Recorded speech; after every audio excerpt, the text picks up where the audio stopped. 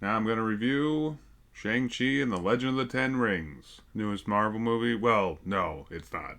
Because that's Spider-Man No Way Home, which I can finally watch. Because I haven't been to the theaters in forever.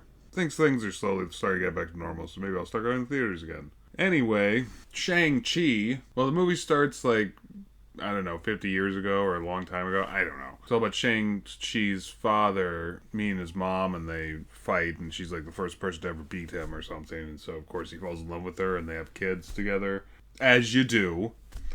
And then it comes to the modern day, and Shang-Chi, well, he goes by Sean, and he and his best friend, Katie, played by Aquafina, and they work as valets at a fancy restaurant, I think. Very first thing that happens is she steals one of the cars and they go on a joyride. And she's like great at driving. She's like really good at offensive driving, as they would call it in spy school. Because if you're a spy, they teach you how to drive like spies do in movies, basically, pretty much. But then Sean and Katie are like on the bus going somewhere when Sean's like wearing this medallion that I guess is like ancient and magical and not related to Vixen in any way. That's DC.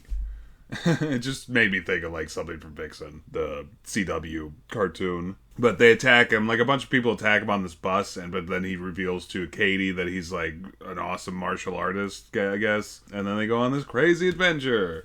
I guess I'll just leave it there, even though there's a lot more story to it than that. But I don't want to spoil too much, mostly because I liked it. If it's a bad movie, I'll spoil everything, just being like, you don't want to watch this. This is what happened.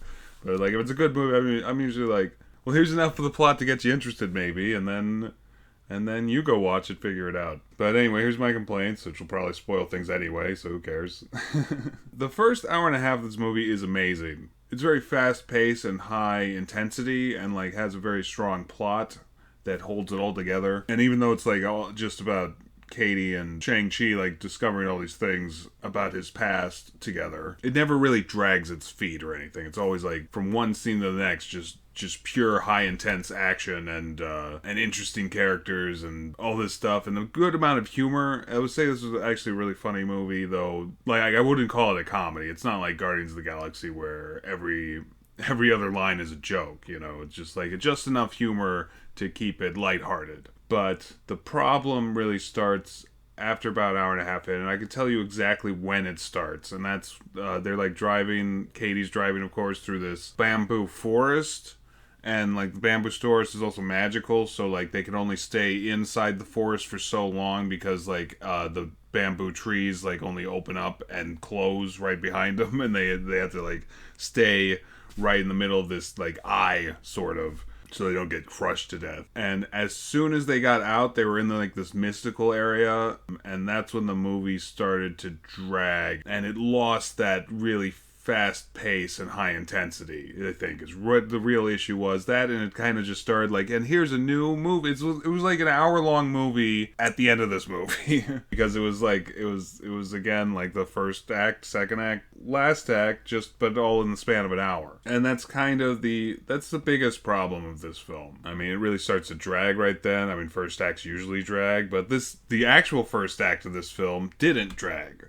You know, which I was impressed by, but like this, then it starts the second first act after it already goes through an entire movie pretty much, because this is an hour and a half in when this happens, and it just starts dragging its feet and suddenly becomes like a different movie entirely. And that's usually not so bad in a Marvel film. I mean, you kind of expect it to have like multiple things happening throughout just because they're so long and there's so much information they have to cover inside of each film. It's insane. But just considering how fast-paced and everything was up to that point, and how good the story was up to that point, just having this, like, huge detraction from the rest of the film is what it felt like. Only to, like, set up the story that they should have been setting up alongside the rest of the story, so we weren't as surprised, and we didn't have to drag our feet so much going through this part, just to learn about this mystical realm and everything. But because it was so central to the rest of the story, they should have at least been hinting towards it throughout the film instead of just laying it all on us like they do. Once it gets over this hump. The last like half hour or so was like really good and really action packed and had a lot of that over the top style that you expect from an Avengers movie, I guess. And it really, I mean, that part was really good. It was just like, I guess, this half hour right in the middle of the movie that just like suddenly we're in a different movie and we have to reintroduce everything because we're in a different movie now. Compliments now. The action was especially good in this one, and I think they knew they had to be because it's Shang-Chi, and even though Shang-Chi has been long since gone from the Marvel comics, I mean, he might be back now that this movie came out, but he kind of started out as a racial stereotype, but his comics were always very detailed about the action. Like, they knew that kung fu movies at the time, that was what was special about them almost, that they would show you each and every step of every action sequence. And the comics did the same thing by being very detailed about how people punched each other and whatnot. But I heard that comic, as long as you get over like the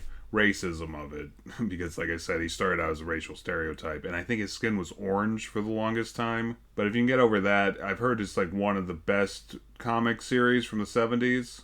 Like one of the best. And speaking of which, outside of like that where it just drags and it gets to that mystical area, this is probably one of my favorite Marvel movies so far. I mean, I like Winter Soldier better, but that might be it. Just it was so much fun, and it had a lot of information. And like considering it's an origin story, and I hate origin stories, this one did a really good job of introducing us to this character without going through the exact same motions every origin story does, being like, oh, this is why his past is so terrible. And like, even though he even has like the tragic backstory, but they don't make it as tragic, or they don't make it as the thing that like drags him down every time anybody mentions it. Like it might be for Bruce Wayne, anytime you mention Batman's parents, he's like, mommy and daddy. Okay, he's not that crazy except outside of the Hishy videos. But I feel like most superheroes, like their tragic backstory is there to sort of like, that's the thing that drives them and makes them a superhero. But here it didn't feel quite like that. I mean, it feels more like he's just naturally a good person and happens to have these powers that he almost doesn't want to use at the beginning of the movie, but he slowly kind of accepts it and being like, yeah, I'm an Avenger, pretty much. I mean, he doesn't say he's an Avenger really, though. At the end of the movie, Wong shows up from the Doctor Strange movie, like takes him away. And that's really cool. I like Wong. He's always been Doctor Strange's sidekick since Stan Lee took over in the 60s, and I always thought that was kind of cool. Basically a sidekick, but they're basically partners too. He's like just as talented as Doctor Strange is, or he could be if he tried, but he's also kind of a badass in his own right. I don't know. I'm just going off on things I like in Marvel in general, so I don't know. Let's talk about Wolverine for 5 minutes. So that's usually a sign that I should probably just rate this and move on. If it wasn't for that slow part, this would definitely get a 10 out of 10.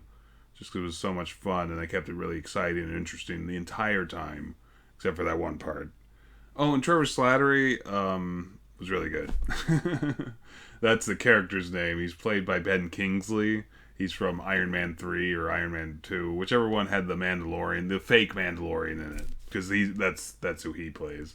But he was like really good in this, and he was kind of there just for comic relief, but you really kind of felt for him too. And I thought that was just a really good job on Ben Kingsley, really. And he has like this mythical Chinese sidekick named Duncan? No, Morris. Yeah. Morris, the mythical Chinese animal. But yeah, that was a very enjoyable part of the film. Anyway, back to the rating, 10 out of 10, except for that thing that I think I'd probably give it a -2 because that's a big problem. You don't put another first act in the middle of your movie.